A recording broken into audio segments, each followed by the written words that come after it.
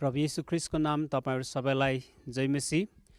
र यसपालिको हाम्रो यस क्रिसमस कार्यक्रममा तपाईहरु सबैलाई हामी स्वागत गर्न चाहन्छौं र हामी सबैजना मिलेर यसपालिको यस क्रिसमस कार्यक्रमलाई हामी भव्यता साथ हामी मान्ने छौं र हामी सबैजना अहिले यसपालिको यो क्रिसमस प्रोग्राममा हामी जहाँ जहाँ छौं, जुन ठाउँमा हामी बसेका छौं, हामी नेपालमा या विदेशमा, गाउँमा, सहरमा, हामी जुनसुकै ठाउँमा पनि हामी एकैचोटि यो क्रिसमस कार्यक्रम हामी मनाउन गइरहेका छौं र यसपालिको यस क्रिसमस कार्यक्रम गएको सालभन्दा अझै आशिषमय हुनेछन् भन्ने कुरा हामी विश्वास गर्छौं र आउनुहोस् हामी सबैजना यसपालिको यस कार्यक्रमलाई हामी प्रार्थना गरेर सुरु गर्नेछौं र परमप्रभु परमेश्वरलाई धन्यवाद दिनेछौं। परमेश्वर पिता, आजको हाम्रो यस क्रिसमस प्रोग्राममा तपाईं परमेश्वरको जिउँदो उपस्थितिसँगै हामी हरेकलाई आशिष तुल्याउनुहोस्। प्रभु, यो संसारमा हामी जहाँ जति पनि यो च्यानलमा जोड्छौं, हाम्रो यो प्रत्यक्ष प्रसारणमा जतिजना यसमा सहभागी छौं, प्रत्येकलाई प्रभु तपाईंको जिउँदो उपस्थिति प्रभु महसुस गर्न सकेका हौं र तपाईं परमेश्वरको आशिष दिनुभएका हौं भनिकन हामी बिन्ती गर्दछौं। र प्रभु, आज हाम्रो माझमा जुन प्रोग्राम हामी यहाँनिर प्रभु पस्किन गइरहेका छौं र यी सबै प्रोग्रामहरू पनि तपाईं परमेश्वरलाई महिमा भएको होस्, तपाईं परमेश्वरलाई मन पर्दो भएको होस् र जुन हाम्रा भाइ बहिनीहरूले प्रभु हाम्रा नानीहरूले जुन प्रोग्रामहरू यहाँ ल्याउँदैछन् र यी सबै प्रोग्रामद्वारा तपाईं परमेश्वरको नाउँको महिमा भएको होस् भनिकन हामी बिन्ती गर्दछौं। र जसै तपाईं परमेश्वरको दासले वचन बोल्नुहुनेछ प्रभु, त्यो वचनद्वारा पनि तपाईं परमेश्वर हामीसँग बोल्नुहोस् र प्रभु हामी हरेकलाई आशिषित तुल्याउनुहोस् भन्दै सबै बिन्ती प्रार्थना माग्छु प्रभु येशू ख्रिस्टको नाउँमा, आमेन। र यसपालि अहिले हामी आराधना गर्न गइरहेका छौं। हामी सबैजना हामी आफ्नो आफ्नो ठाउँमा बसेर हामी आराधना गर्नेछौं र हाम्रो आराधनामा हाम्रो भाइ दाउद भाइले डोर्याउनु हुनेछ र त्यसपछि हाम्रो बीचमा नाटकहरू पनि हुनेछन् अनि हाम्रो बीचमा वचनको सेवाकाई पनि हुनेछ र हामी सबैजना आजको यो कार्यक्रममा हामी सहभागी हुनेछौं। आउनुहोस् हामी अहिले आराधना गर्नेछौं र यो बाँकी समय हाम्रो भाइ दाउदले लिनुहुनेछ। धन्यवाद।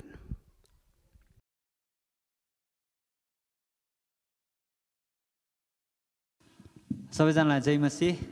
तपाईहरु सबैलाई आजको यो क्रिसमसको उत्सवमा तपाईलाई धेरै धेरै स्वागत छ।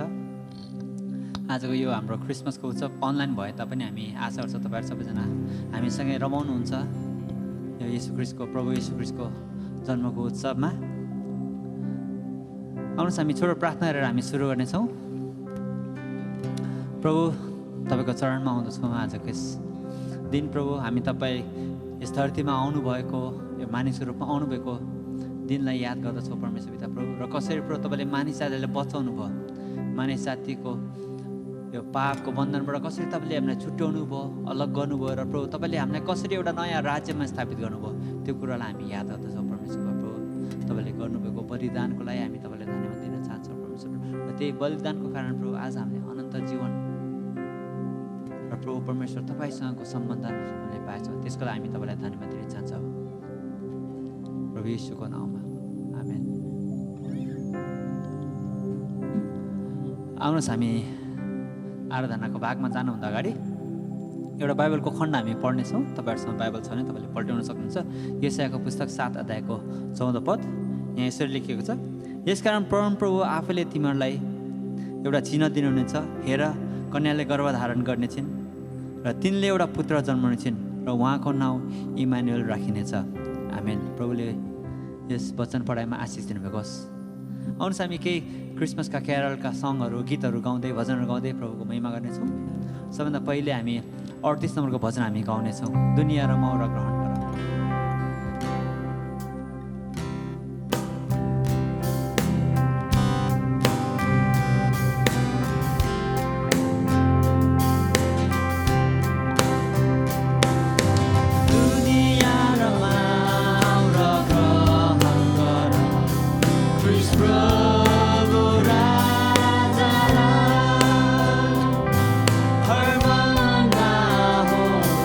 Uhala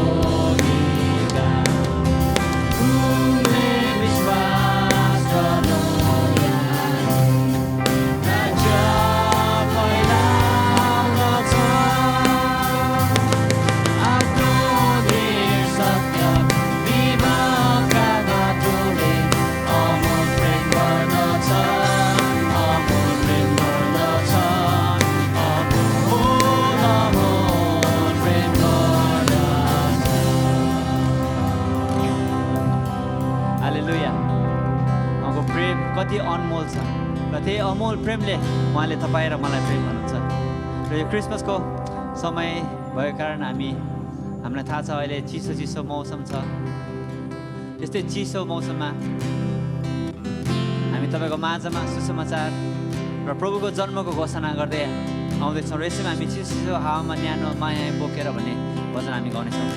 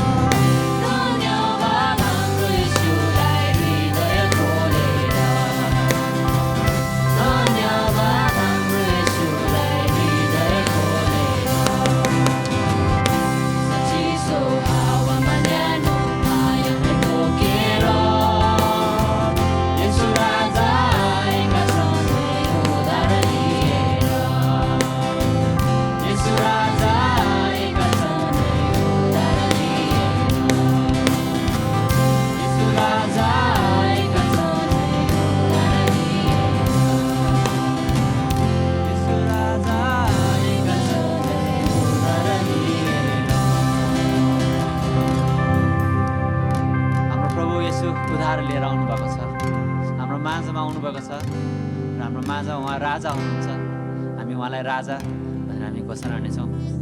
म यसैमा तपाईँलाई उत्साह दिँदछु। तपाईँहरू जुन ठाउँमा हुनुहुन्छ तपाईँ उठ्नुहोस्, खडा हुनुहोस्। हामी उहाँलाई घोषणा गर्नेछौँ। उहाँले गर्नुभएको आश्चर्य कर्मलाई हामी घोषणा गर्नेछौँ र हामी उहाँलाई यो घोषणा गर्नेछौँ कि प्रभु तपाईँ अचम्मको काम गर्नुहुने परमेश्वर हुनुहुन्छ। हाम्रो आँखाहरू बन्द गरौँ एकछिन अनि उहाँलाई उचालौँ आउनुहोस्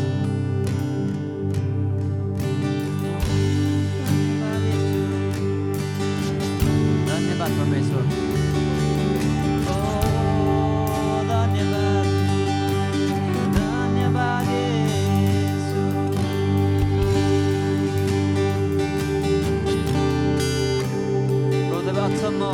अचम्मको काम गर्ने परमेश्वर हुनुहुन्छ जस्तै प्रकृतिसँग बोल्न सक्नुहुन्छ र प्रकृतिले पनि प्रभु तपाईँको आवाजलाई सुन्दछ र तपाईँले भनेको कुरालाई मान्दछ अचम्मको परमेश्वर प्रभु तपाईँ येशू सर्वशक्तिमान प्रभु येशू तपाईँ स्वर उचालेर प्रभुलाई घोषणा गर्नुहोस् प्रभु येशू तपाईँ अचम्मको काम गर्नुहुने परमेश्वर हुनुहुन्छ आश्चर्य कर्मको परमेश्वर प्रभु तपाईँ हुनुहुन्छ तपाईँमा कुनै कुरा असम्भव छैन सबै कुरा सम्भव पार्न सक्नुहुने परमेश्वर प्रभु तपाईँ हुनुहुन्छ येशू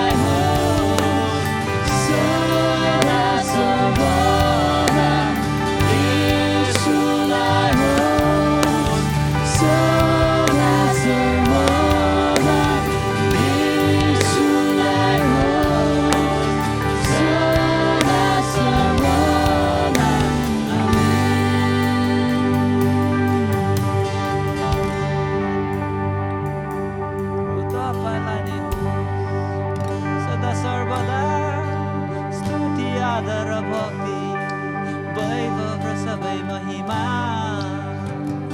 ओरियाना र बसोरियानाई हिलोरियाना र बसो कोरोदो र बसिरियाना र बसिरियानाई हिन्दोरो र बसोरियाना र बसिरियानाई हाम्रो स्वर खोलौँ अझै र प्रभुलाई अझै प्रशंसा गरौँ उहाँको नाउँलाई भजौँ अन्य भाषामा प्रभुलाई बज्नेछौँ हामी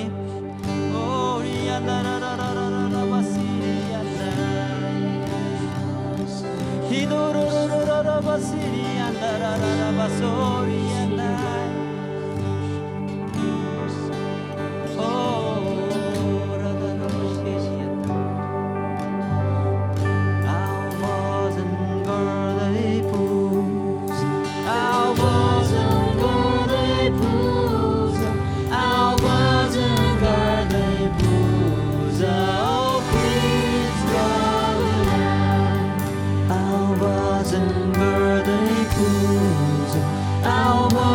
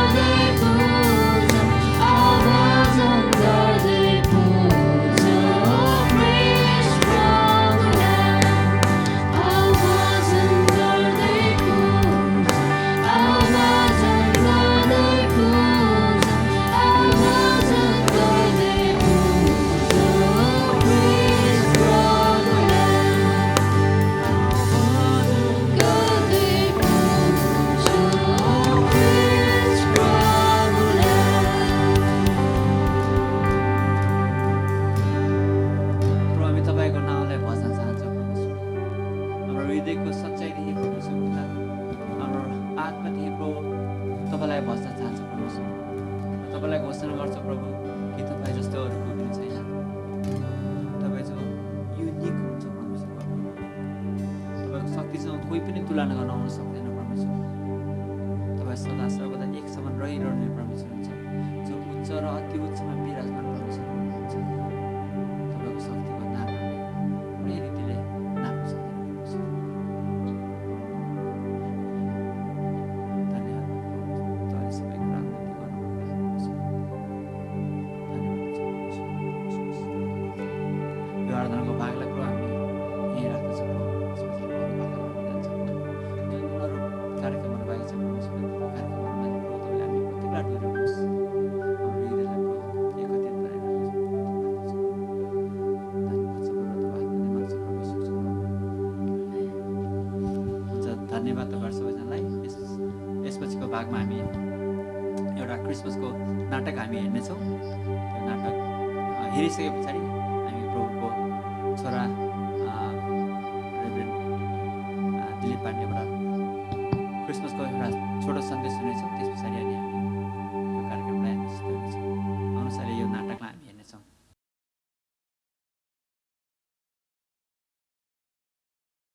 छैठौँ महिनामा परमेश्वरले गाब्रिएल स्वर्गदूतलाई गालिलको नासरत नाउँको सहरमा पठाउनुभयो।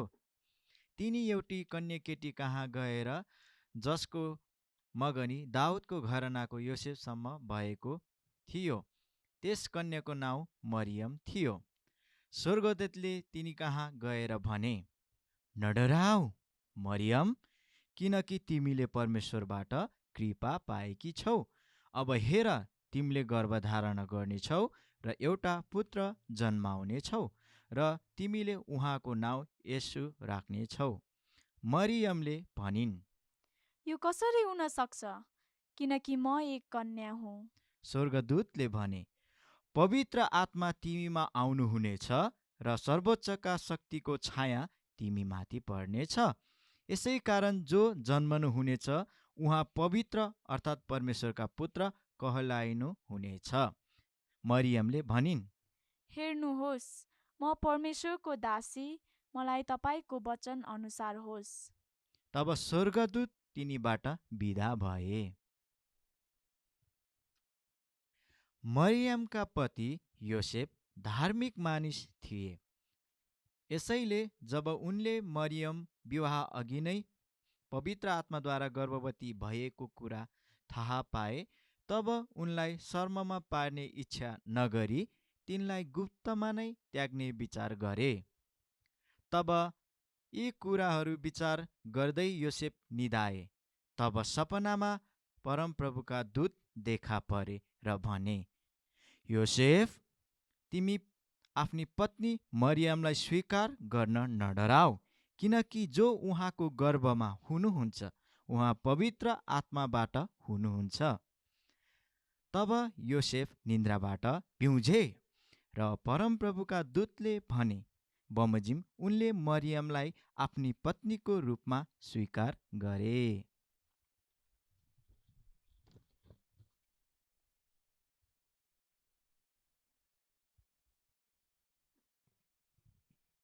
ती दिनमा कैसर अगस्टसले तिनका सारा साम्राज्यमा जनगणना लिनु भनी हुकुम जारी गरे। नाम दर्ता गर्न आओस्, नाम दर्ता गर्न। हे सबैजना नाम दर्ता गर्न आओ। योसेफ पनि गालिलको नासरतबाट यहुदियाको बेथलेहेममा नाउँ दर्ता हिजकिया, गराउन मरियमलाई साथमा दानियल, लिएर गए। जाफनिया, एस्तर, एलिसिबा, अब्राहम, नोआ, रेबिका,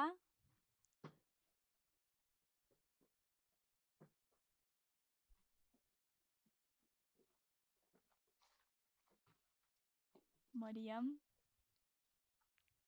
योसेफ,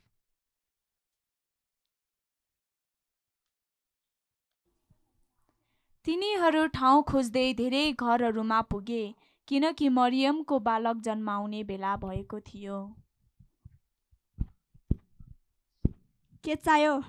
हजुरकोमा सानो कोठा छ होला त? यहाँ आफूलाई त सुत्ने ठाउँ छैन, यहाँ कोठा खोजेर आउँछ बिट पहाडमा। जाऊ अरूतिरै। हुन्छ।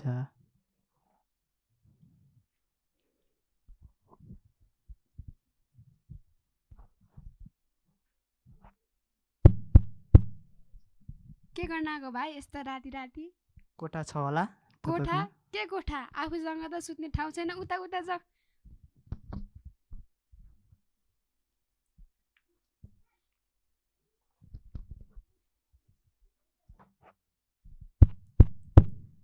हेलो भाइ, के चाहियो यति राति?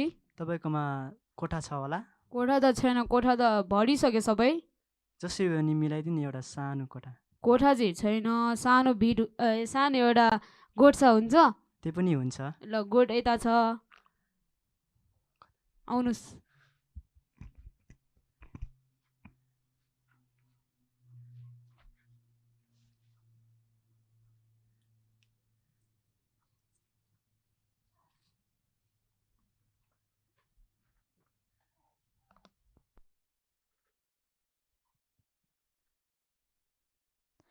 तब मरियमले आफ्नो जेठो छोरालाई गाईको गोठमा जन्म दिइन्, किनकि पौवामा उनीहरूका लागि ठाउँ थिएन।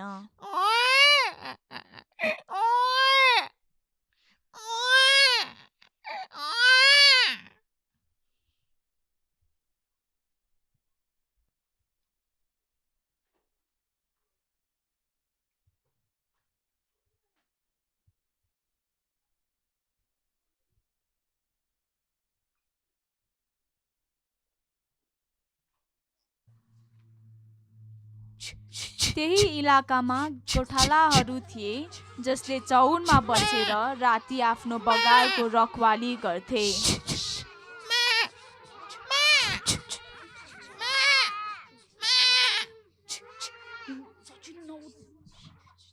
ल आगो तापौँ, आगो तापौँ, छिटो आगो ताप।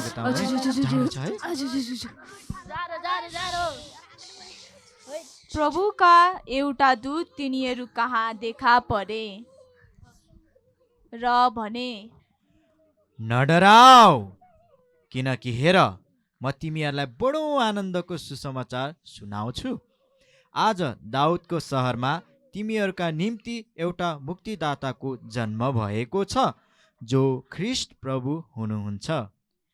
तब एक्कासी ती स्वर्गदूतसँग स्वर्गीय सेनाको एउटा दल देखा पर्यो।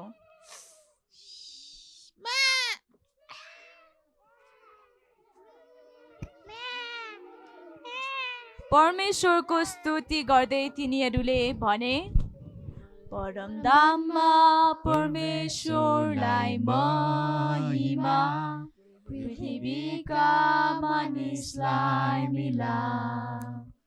परमधाममा परमेश्वरलाई महिमा, पृथ्वीका मानिसलाई मिलाप। जब स्वर्गदूत तिनीहरूबाट बिदा भए, तब गोठालाहरूले आपसमा भने, जाऊ जाऊ जाऊ, अब बेथलेहममा जाऊ। परमप्रभुको दण्डवत गरौँ।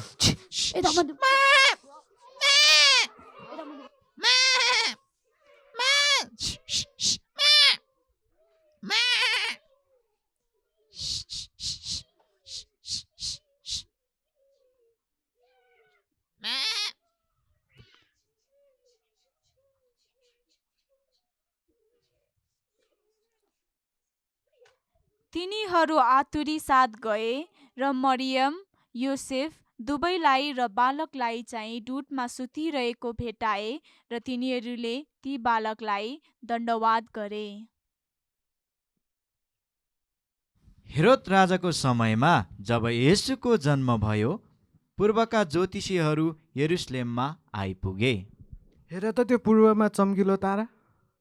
हो कति चम्किलो तारा, राजाहरूको राजा पनि जन्म भएछ। हो जम जम। हो राजा त दरबारमा पो जन्मेको हुन्छ। जम दरबारमा हामी सोचपुछ गरौँ। महाराज, यहुदियाहरूका राजा भई जन्मने हुने कहाँ हुनुहुन्छ? किनभने हामीले उहाँको तारा पूर्वमा देख्यौँ र उहाँलाई दण्डवत गर्न आएका हौ। राजा? को राजा? म भन्दा अर्को को राजा यहाँ फेरि? जब हेरोद राजाले यो कुरा सुने तब तिनले मुख्य पुजारीलाई बोलाएर सोधे,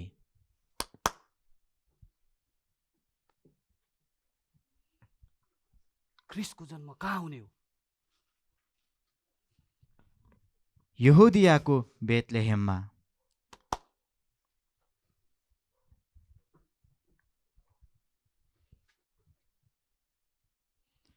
तब हेरोदले ती ज्योतिषीहरूलाई गुप्तमा बोलाएर भने, जाऊ र त्यस बालकको राम्रोसँग खोजी गर र तिनलाई भेटाएपछि मलाई पनि खबर गर र म पनि दण्डवत गर्नेछु। जाऊ। ज्यू महाराज। तब राजाको कुरा सुनेर तिनीहरू आफ्नो बाटो लागे। जुन तारा तिनीहरूले पूर्वमा देखेथे त्यो ताराले बाटो देखाउँदै लग्यो र बालक भएको ठाउँमा गएर अडियो। तब तिनीहरू साह्रै आनन्दित भए र घरभित्र पसेर आफ्ना कन्तुर खोलेर सुन, धूप र मुर्रको भेटी चढाए र दण्डवात गरे। यसरी येशू ख्रिस्टको जन्म भयो। अनि हेरोद कहाँ फर्की नजानु भन्ने सपनामा चेतावनी पाएर तिनीहरू अर्कै बाटो भएर आफ्नो देशमा फर्के। तब ज्योतिषीहरूले तिनलाई छकाएको कुरा थाहा पाए र तिनी रिसले चुर भए। जाओ, 2 वर्ष मुनिका सबै बालकहरूलाई मार्देऊ। जाओ सिपाही। नाइ नाइ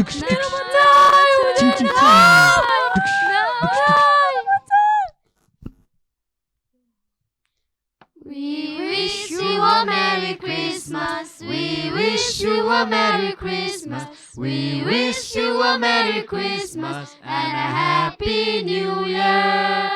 We wish you a Merry Christmas. We wish you a Merry Christmas. We wish you a Merry Christmas and a Happy New Year.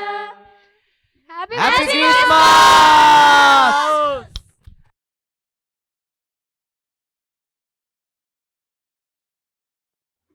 प्रभु येशू ख्रिस्टको नाममा तपाईहरु सबैजनालाई जय मसीह। यसको साथसाथै क्रिसमसको शुभकामना तथा नयाँ वर्ष 2021 सालको पनि शुभकामना म दिँदछु। आज हामी क्रिसमस सम्बन्धी नै परमेश्वरको वचनबाट हेर्नेछौँ। यदि तपाईसँग बाइबल छ भने यशाया 7 अध्यायको 14 पदलाई हामी पहिला पढ्नेछौँ। यहाँ यसरी लेखिएको छ, यसै कारण परमप्रभु आफैले तिमीहरूलाई एउटा चिन्ह दिनुहुनेछ। हेर, कन्या गर्भवती हुनेछ र त्यसले एउटा छोरा जन्माउनेछ र उनको नाम इम्मानुएल राखिनेछ। त्यस्तै गरी 9 अध्यायको 6 र 7 पद पनि म पढ्नेछु। यशाया 9 अध्यायको 6 र 7 पद यहाँ यसरी लेखिएको छ, किनभने हाम्रा निम्ति एउटा बालकको जन्म भएको छ, हाम्रा निम्ति एउटा छोरो दिएको छ, शासन उहाँको काँधमा हुनेछ। उहाँ अचम्मका सल्लाहकार, शक्तिशाली परमेश्वर, अनन्तका पिता, शान्तिका राजकुमार कहलाइनु हुनेछ। उहाँको शासन र शान्तिका वृद्धिको अन्त कहिल्यै हुने छैन। दाउदको सिंहासन र तिनको राज्यमाथि त्यसलाई न्याय र धार्मिकताको साथ स्थापित गरी स्थिर गराउन त्यस बेलादेखि सदाको निम्ति उहाँले राज्य गर्नुहुनेछ। सर्वशक्तिमान परमप्रभुको जोशले यो पूरा गर्नेछ। हामीले सबैभन्दा पहिलो कुरो के देख्यौँ त यहाँ यशाया 7 अध्यायको 14 पदमा कि परमेश्वरले एउटा चिन्ह दिनु हुँदैछ, कन्या गर्भवती हुने कुरा हामी यहाँ देख्दछौँ। अनि यो अगमबाणी हामीले 2 तहमा पूरा भएको देख्दछौँ। एउटा कुरा हामी ख्याल गरौँ, बाइबलमा थुप्रै अगमबाणीहरू छन्। ती अगमबाणीहरू एक तहमा एक किसिमले पूरा भयो भने निकट भविष्यमा त्यो पूरा हुन्छ भने, अनि फेरि पछि गएर त्यही अगमबाणी अर्को किसिमले पूरा भएका घटनाहरू हामी परमेश्वरको वचनमा देख्दछौँ। त्यसो त प्रभु येशू सम्बन्धी, उहाँको जन्म सम्बन्धी अनेकन थुप्रै अगमबाणीहरू हामी बाइबलमा थाहा पाउँछौँ। र तीमध्ये एउटा निर्दिष्ट अगमबाणी अहिले हामीले पढेको हो, यशाया 7 अध्यायको 14 पद। तर यो खण्डलाई म के भन्न चाहन्छु भने 2 तहमा हामीले हेर्नुपर्छ। अघि मैले भने जस्तै यो 2 चोटि पुरा भएका अगमबाणीहरू हुन् र पहिलो चोटि कहाँ अगमबाणी यो पुरा भयो त भनेर भन्दाखेरि यहाँ हामीले हेर्नु पर्दछ 8 अध्यायको 2 पद पहिलो पदमै तपाईले देख्नुहुन्छ, यहाँनिर परमेश्वरले यशायालाई भन्नुभयो आफ्नो निम्ति एउटा ठुलो कागजको मुठ्ठा ले र त्यसमा साधारण कलमले महेर सालल हाजबज भनेर लेख। परमेश्वरले यशायालाई यो कुरो भन्नुभयो। अब त्यसपछि आएर त्यही 8 अध्यायको 3 पदमा हेर्नुहोस्, यहाँ भनेको छ तब मेरी पत्नी, यहाँ यशाया अगमवक्ताले भन्दैछन् कि मेरी पत्नी अगमवादिनी, यशायाकी श्रीमती चाहिँ अगमवादिनी थिए, यशाया अगमवक्ता। तब मेरी पत्नी अगमवादिनी कहाँ म गएँ र तिनी गर्भवती भएर एउटा छोरो जन्माइन्, अनि परमप्रभुले मलाई भन्नुभयो त्यसको नाउँ मेहेर सालल हाजबज राख। अघि हामीले यहाँनिर यो कुरो भन्दै थियो कि 2 तहमा भनेर फेरि तपाईले फर्किएर 7 अध्यायकै 15 पदमा जानुभयो भनेदेखि यहाँ त्यही कुरा उल्लेख भएको छ। 7 अध्यायको 15 पदमा भनेको छ खराबलाई इन्कार गर्न र असललाई छान्न जानेपछि उहाँले दही र मह खानुहुनेछ। 16 पदमा तर बालकले खराबलाई इन्कार गर्न र असललाई छान्न अघि त्यो देश उजाड पारिनेछ जसका 2 राजाहरूदेखि तिमीहरू डराएका छौ। अलिकता यहाँनिर हामीले ऐतिहासिक घटना पनि बुझ्यौँ भनेदेखि यस सन्देशलाई हामी राम्ररी बुझ्छौँ कि यो त्यति बेला पनि भयो जति बेला इजरायली र यहुदाको बीचमा एउटा द्वन्द्व चम्कियो। अब त्योभन्दा अझै अगाडि गएर हामीले हेऱ्यौँ भने येशू प्रभु जन्मिनुभन्दा करिब 1000 वर्ष अघि इजरायलमा राजाहरू देखिए। पहिलो राजा साउल, त्यसपछि दाउद, त्यसपछि सुलेमान, हैन? र त्यसको 70 वर्ष पछितिर फेरि इजरायल टुक्रियो। उत्तरी भागलाई इजरायलले भनियो भने दक्षिण भागलाई यहुदा भनियो र पछिबाट यिनीहरूको बीचमा पनि कटुता भयो, युद्ध भइ नै रह्यो। र एकपटक के भयो भने आरामको राजा र इजरायलको राजा आहाज माफ गर्नुहोस्, यिनीहरूको दुष्टताले गर्दाखेरि इजरायलले यहुदालाई आक्रमण गर्न खोज्यो। अनि यहाँनिर परमेश्वरले के भन्दै हुनुहुन्छ भनेदेखि तिनीहरूदेखि नडराऊ। वास्तवमा इजरायल र यहुदा त उनीहरू एउटै दाजुभाइ थिए। देश टुक्रा भइसकेपछि उनीहरू एउटा यहुदा दक्षिणतिर, माथितिर इजरायल भनेर भनिन थालियो। त्यसकारणले आरामका राजासँग मिलेर इजरायलको राजाले अब यहुदालाई आक्रमण गर्ने भए। त्यसै कारण यहाँ परमप्रभुले भन्दै हुनुहुन्छ यशायालाई कि एउटा कागजमा लेख। त्यो के लेख्ने भन्दा मेहर सालल हात बज लेख भनेर उहाँले भन्नुभयो। अनि त्यही कुरो यसको अर्थ के हो त भनेर यदि तपाईले पनि आफ्नो बाइबलमा हेर्नुभयो भने 8 अध्यायको यशाया त्यसको तल हेर्नुभयो भनेदेखि त्यसको अर्थ छ यो महेर सालल हाज बज भनेको के हो भन्दाखेरि लेखेको छ मुनिपट्टि लुट्नलाई चाँडो, ठग्नलाई छोड छिटो। अब यो अर्थ त राम्रो रहेनछ। भनिसकेपछि यो त यशायाको कान्छो छोरोको नाम, कति नराम्रो नाम परमेश्वरले दिनुभएको है। तर वास्तवमा नराम्रो नाम होइन, यो चाहिँ एउटा साङ्केतिक कुरो हो। यो नामबाट एउटा सङ्केत, एउटा चिन्ह मिल्दैछ कि इजरायलले आरामको राजासँग मिलेर 2 राजाहरू चाहिँ एकत्रित भएर यहुदालाई आक्रमण गर्न लागेका छन्। तर यहाँनिर परमप्रभुले भन्दै हुनुहुन्छ यहुदालाई नडराऊ, किनभनेदेखि एउटा बालक जन्मिएर त्यसले असल र खराब छुट्याउन सक्ने बेला भन्दा अघि नै म यिनीहरूलाई नष्ट पार्छु। परमप्रभुले त्यही भन्दै हुनुहुन्छ।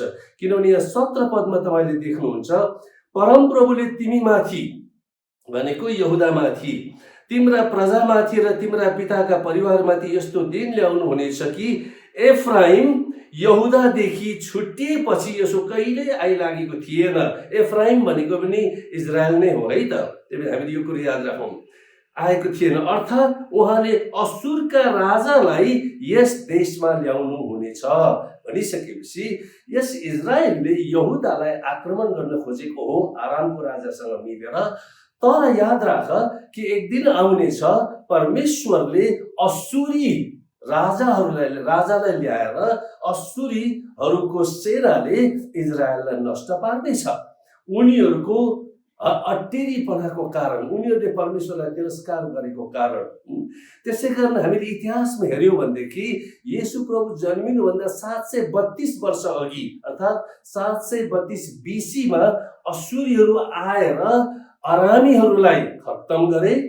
अनि त्यसपछि त्यसको 10 वर्षपछि अर्थात् 722 BC-मा उनै असुरीहरूले आएर इजरायललाई पनि पुरै आक्रमण गरेर छतबिछ तुल्याइदिए। त्यसकारण त्यति बेला यो एउटा पहिलो यशायाबाट दिएको अगमबाणी पुरा भएको हामी पाउँछौँ। तर दोस्रो हामी भन्छौँ यसलाई अल्टिमेट फुलफिलमेन्ट, अर्थात् यो चाहिँ अन्तिम अगमबाणी पुरा हुन लागेको छ। त्यो चाहिँ के हो त? फेरि फर्किएर हामी यशाया 7 अध्यायकै 14 पदमा हेऱ्यौँ भने हेर कन्या गर्भवती हुनेछ र त्यसले एउटा छोरा जन्माउनेछ र उनको नाउँ इम्यानुएल राखिनेछ। हो, यो चाहिँ अल्टिमेट फुलफिलमेन्ट, अर्थात् यशायाले बोलेको अगमबाणी एक दिन गएर पुरा हुनेछ। अब त्यो अगमबाणी कहिले पुरा भयो त भनेर तपाईँ र मैले सजिलै बुझ्न सक्छौँ, किनभने हामी धेरैले बाइबल पढेका छौँ। अर्थात् यशायाले त एउटा अगमबाणी गरे, त्यसको पहिलो तहको पुरा त भयो त्यो अगमबाणी। असुरीहरूको हातमा इजरायल र आराम देश दुईटै परे। तर त्यसपछि त यशाया मरे। यशायाले आफूले गरेको अगमबाणी उनले दिमागबाट भनेका होइनन्। यो त परमेश्वरको आत्माले उनलाई अगुवाई गरेर अगमबाणी बोल्न लगाउनु भयो।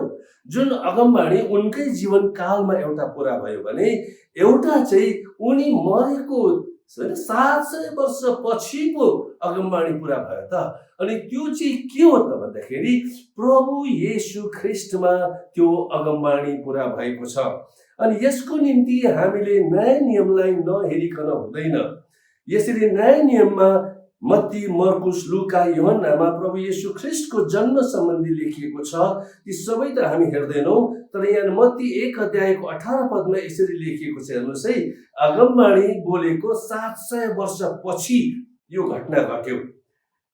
मत्ती 1 अध्यायको 18 पदमा येशू ख्रिस्टको जन्म यस प्रकारले भयो।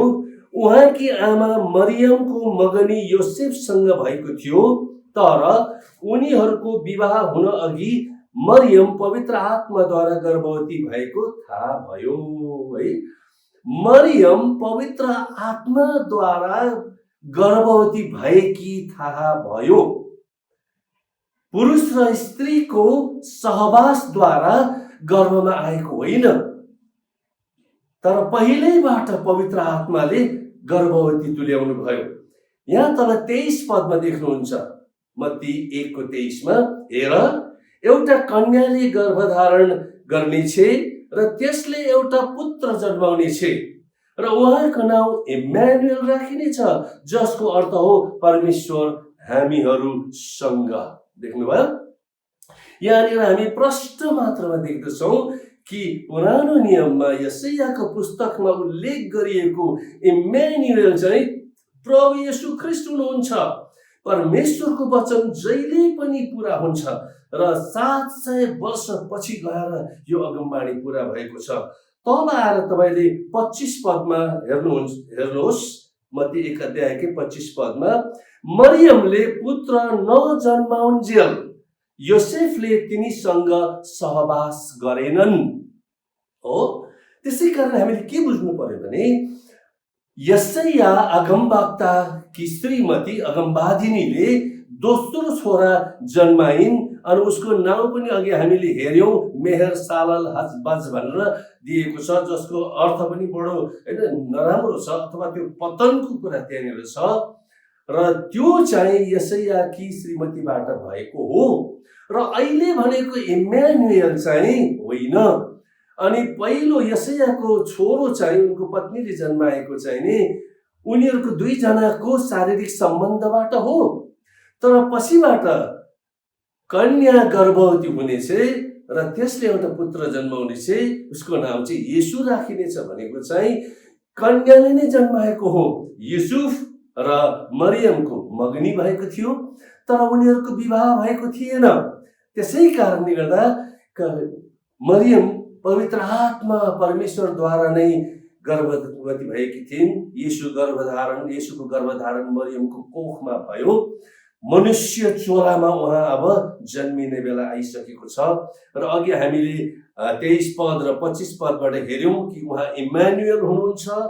अनि पुत्र नजन्माउन्जेलसम्म, पुत्र जन्माइसकेपछि पनि मरियम चाहिँ कुमारी नै थिइन्, किनभने उनको पुरुषसँग सम्बन्ध भएको थिएन। यो अचम्मको रहस्य हो। यो साधारण मानिसले बुझ्ने होइन। परमेश्वरले हाम्रो हृदयको आँखा खोलिदिनु भएर मात्रै आज हामी यो बुझ्छौँ। त्यसै कारण येशू प्रभु पापै नजान्नुहुने पवित्र एउटा बालकको रूपमा जन्मनु भयो।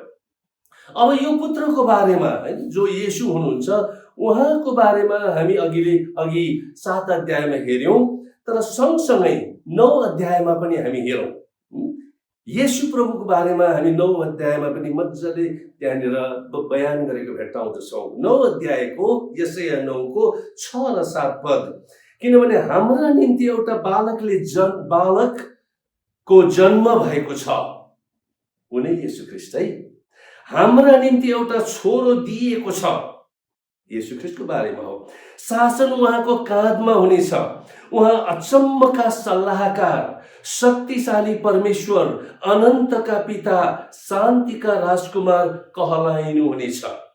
उहाँको शासन र शान्तिका वृद्धिको अन्त्य कहिल्यै हुने छैन। दाउदको सिंहासन र तिनको राज्यमाथि त्यसलाई न्याय र धार्मिकताको साथ स्थापित गरी स्थिर गराउन त्यस बेलादेखि सदाको निम्ति उहाँले राज्य गर्नुहुनेछ। सर्वशक्तिमान परमप्रभुको जोशले यो पूरा गर्नेछ। 7 अध्यायको 14 पदमा हामीले देख्यौँ यशायामा कि येशू इम्मानुएल जन्म हुने। अनि हामीले मत्तीको पुस्तकबाट पनि हेऱ्यौँ 3वटा पदहरू जहाँ हामीले देख्यौँ इम्मानुएलको जन्म हुने कुरो त्यहाँ उल्लेख भएको र उहाँ साँच्चै नै जन्मनु भयो। र उहाँ चाहिँ इम्मानुएल, मानिससँग आत्मामा उहाँ आएर सधैँभरि बस्नुहुने। अब अहिले हेरेको यो 9 अध्यायको 6 र 7 पदमा हामीले के देख्यौँ त भन्दाखेरि 4वटा कुराहरू हामी विशेष देख्दछौँ। पहिलो कुरो त यहाँ उल्लेख गरिएको छ कि उहाँ चाहिँ अचम्मको सल्लाहकार हुनुहुन्छ। हाम्रो प्रभु येशूलाई जब हामी ग्रहण गर्दछौँ उहाँ हाम्रो जीवनको स्वामी बन्नुहुन्छ।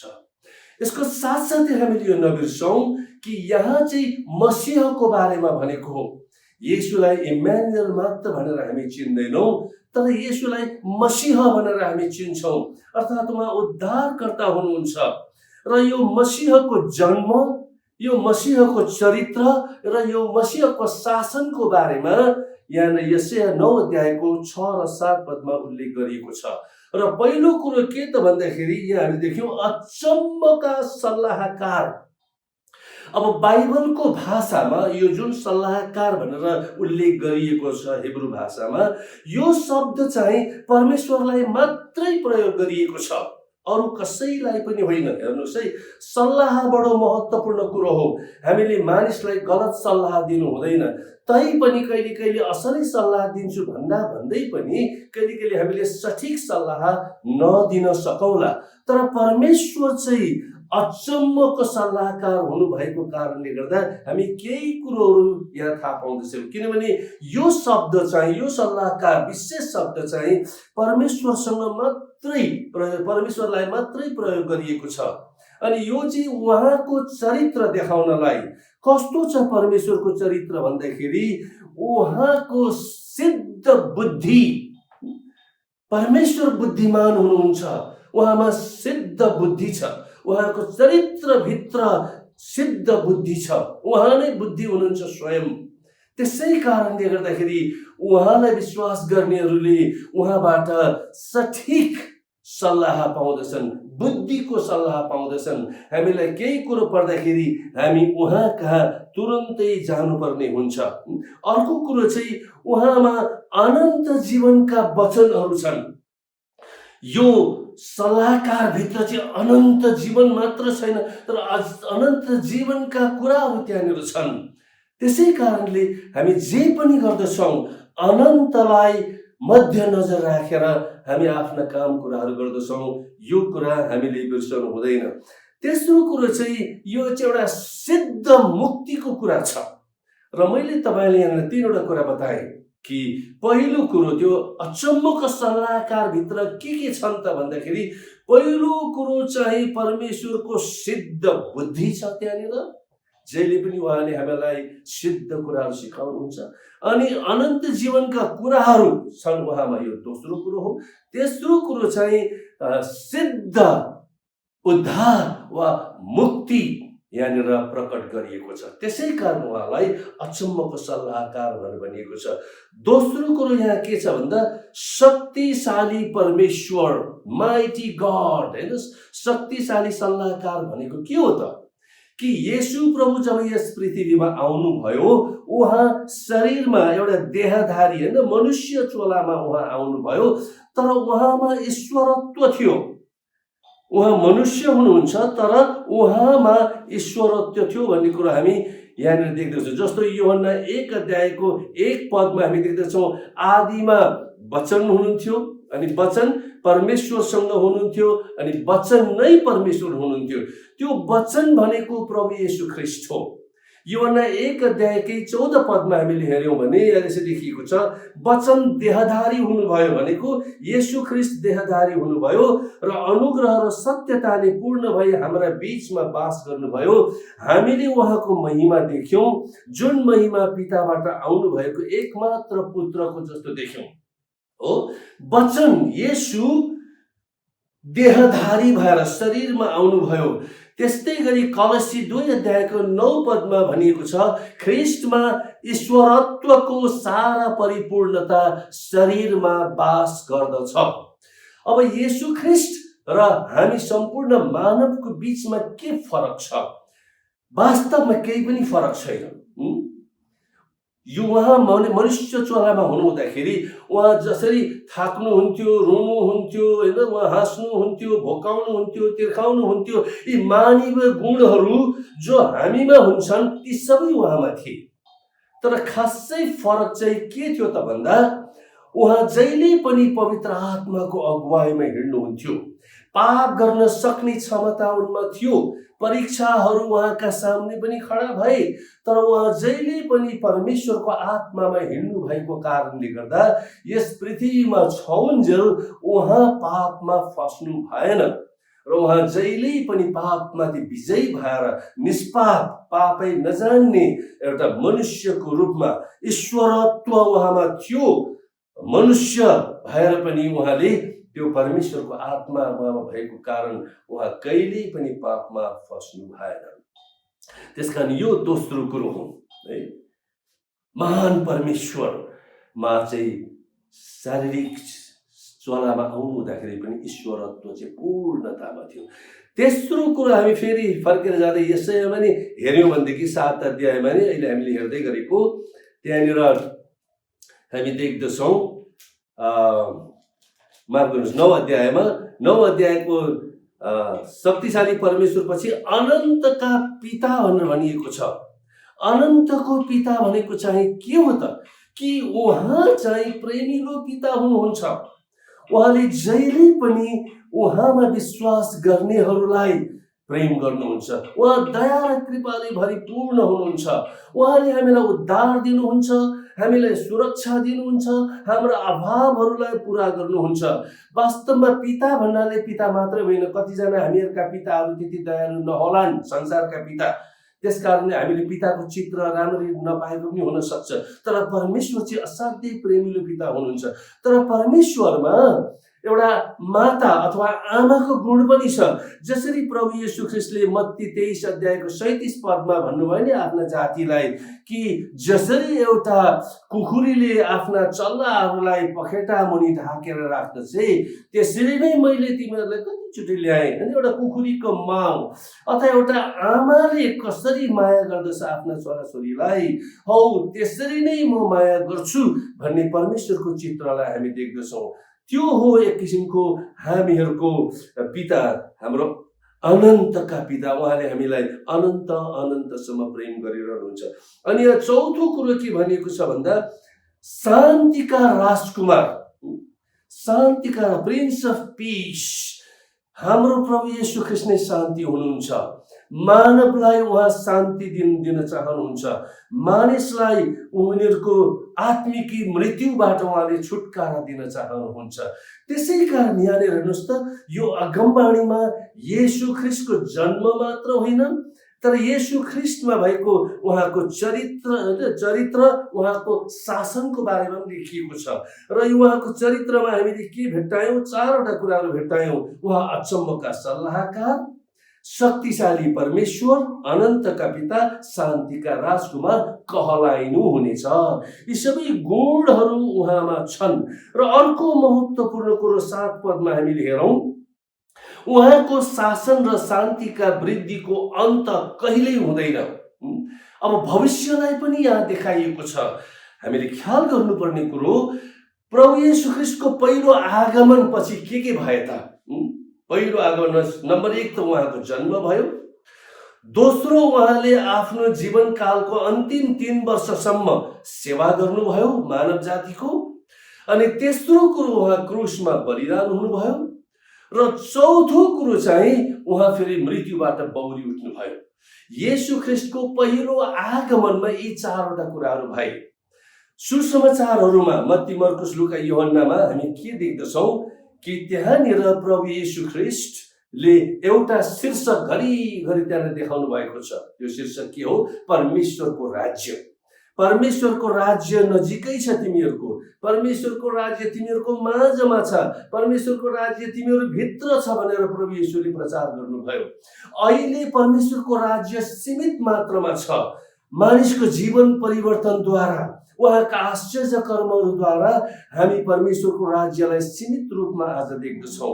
तर एक दिन आउँदैछ, अब पहिलो आगमनभित्र अघि मैले भनेको 4वटा कुराहरू पुरा भयो। उहाँको जन्म, उहाँको सेवा, उहाँको मृत्यु, उहाँको पुनरुत्थान।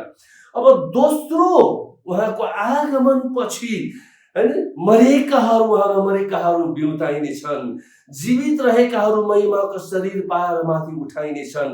अनि बाइबलले हामीलाई बताउँदछ कि हामी 23 दिन उहाँलाई जस्ताको तस्तै रूपमा देख्नेछौँ, छर्लङ्गै देख्नेछौँ। त्यहाँ कुनै भाषा, भाषी, रङ, वर्ण, वेशभूषा, तल माथि, शिक्षित अशिक्षित भन्ने यस्ता भेदभावहरू त्यहाँ हुने छैनन्। त्यहाँ त त्यो सधैँभरिको राज्यमा हामी रहन्छौँ, अनन्त राज्यमा। अनि त्यहाँ हामीलाई सूर्य र चन्द्रमाको आवश्यकता पनि पर्दैन, किनभने येशू स्वयं नै त्यहाँ उज्यालो हुनुहुँदछ। त्यसै कारणले त्यो येशूको आगमन पछिको राज्यको कुरो हो। र अहिले हामीले 7 पदमा के देख्यौँ? त्यो यशाया 9:7मा उहाँको शासन र शान्तिका वृद्धिको अन्त कहिल्यै हुने छैन। दाउदको सिंहासन र तिनको राज्यमाथि त्यसलाई न्याय र धार्मिकताको साथ स्थापित गरी स्थिर गराउन, त्यस बेलादेखि सदाको निम्ति उहाँले राज्य गर्नुहुनेछ। सधैँको लागि परमप्रभुले राज्य गर्नुहुनेछ, अहिले अनि सधैँलाई। त्यसै कारण 2टा तहमा हामी देख्दछौँ यशाया 7 अध्यायको 14 पद पुरा भएको। एउटा त्यस बेला नै, अनि त्यसपछि 700 वर्षपछि अल्टिमेट फुलफिलमेन्ट, अन्तिम पुरा भएको अगमबाणी प्रभु येशू ख्रीष्टको जन्म सम्बन्धी हामी त्यहाँ पाउँदछौँ। यसै कारणले इम्मानुएल नाम भनेको चाहिँ हाम्रो लागि अति महत्त्वपूर्ण नाम हो, अति सुन्दर नाम हो। येशू ख्रीष्टलाई विश्वास गर्नेहरू तपाईँ र म मण्डली चाहिँ आज करारको जाति हौँ। र उहाँले हामीलाई उहाँको सिद्ध मुक्ति दिनुभएको छ। उहाँमा हामी साँच्चै मुक्ति पाउँदछौँ। हाम्रो उद्धार मुक्तिको निम्ति उहाँ बलिदान हुनुभएको। त्यसैले गर्दाखेरि म तपाईँहरूलाई अन्तमा के भन्न चाहन्छु, हामी जाँदछौँ होइन प्रभु, हामीले यो कुरो बुझ्नु आवश्यक छ। बुझेका छैनौँ भन्ने कुरा होइन, तर फेरि पनि बुझ्नु जरुरी छ कि येशू प्रभु क्रुसमा टाङ्गिएर तेस्रो दिन बौरी उठ्नु भइसकेपछि अनि आफ्ना भक्तजनहरू कहाँ 40 दिनसम्म पुनरुत्थानपछि पटक पटक देखा पर्नुभयो।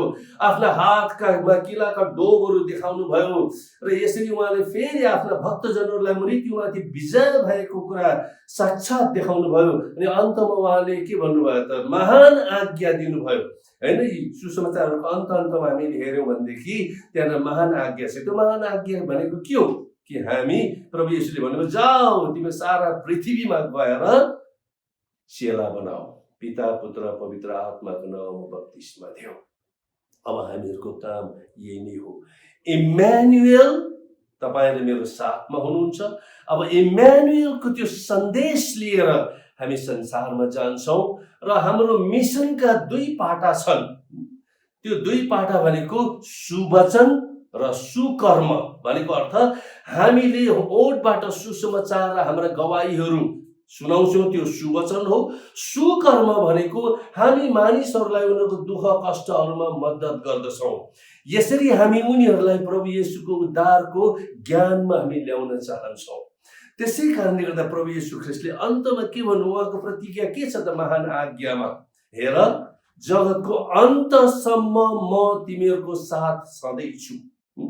इम्मानुएल, उहाँ हामीहरूको साथमा सधैँभरि रहिरहनुहुन्छ। उहाँले हामीलाई कहिल्यै त्याग्नुहुन्न, उहाँले हामीलाई कहिल्यै छोड्नुहुन्न।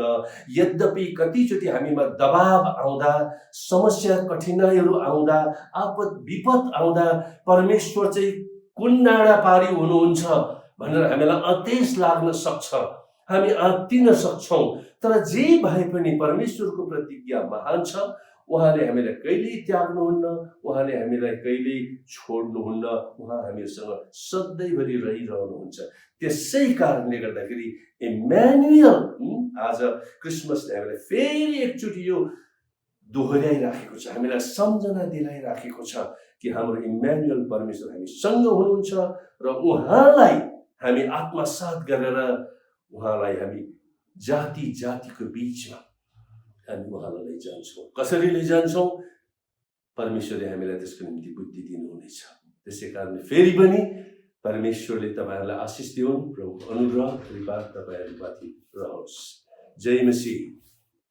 निश्चय नै परमेश्वरले तपाईँ र हामीलाई प्रेम गर्नुभएको छ र उहाँले आफ्नो महान योजनामा आज आफ्नो पुत्र प्रभु येशू ख्रीष्टलाई यस संसारमा पठाउनु भएर जसै हामी देख्छौँ, आज हामीले वचन पनि सुन्यौँ कि परमेश्वरले हामी मानव जातिलाई उहाँले गरिब धनी सानो ठुलो कसैलाई पनि उहाँले छुटाउनुहुन्न। परमेश्वर हरेकलाई एक समान प्रेम गर्नुहुन्छ, माया गर्नुहुन्छ र उहाँद्वारा चाहिँ आज हामीले जुन सन्देश पाएका छौँ कि आज परमेश्वरले जुन सन्देश हाम्रो माझमा उहाँले ल्याउनु भएको छ कि हामी सबै मानव जाति आज संसारमा भएका जो कोही पनि आज हामी कोही पनि मानिसलाई उहाँले चाहिँ नि कसैलाई पनि छुटाउनु भएको छैन कि उहाँले एक समान प्रेम गर्नुभएको छ र उहाँको त्यो प्रेमलाई आज तपाईँ र हामीले महसुस गरेर हामी उहाँलाई धन्यवाद दिनुपर्छ र उहाँलाई हामी महिमा दिनुपर्दछ।